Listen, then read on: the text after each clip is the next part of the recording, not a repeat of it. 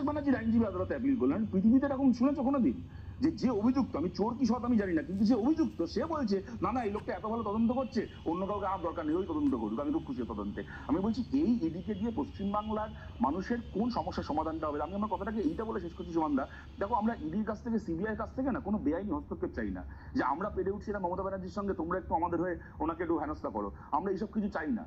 ED CBI যদি আইন মেনে, ওরা সিপিএম কংগ্রেস তৃণমূল বিজেপি কারোর হয়ে কাজ করতে হতো না, ইডি বা সিবিআই যদি খালি আইন মেনে নিজের কর্তব্যটা পালন করতো তাহলেই কিন্তু আজকে চোরগুলো জেলের ভেতর থাকতো, তারা করেনি। তাই আমি এটাই বলছি বাংলার মানুষের কাছে, দেখুন ভবানীপুর থানায় গিয়ে যখন মমতা ব্যানার্জি গুন্ডা সারিয়েছিলেন আমরা জানতাম যে এটা অপরাধ, কিন্তু এটা অপরাধ হয়ে থাকলেও ভবানীপুর থানার পুলিশ কিছু করবে না, কারণ তারা মমতা ব্যানার্জির মানে নিয়ন্ত্রণাধীন পুলিশ, তারা মমতা ব্যানার্জির আন্ডারেই কাজ করছেন। কিন্তু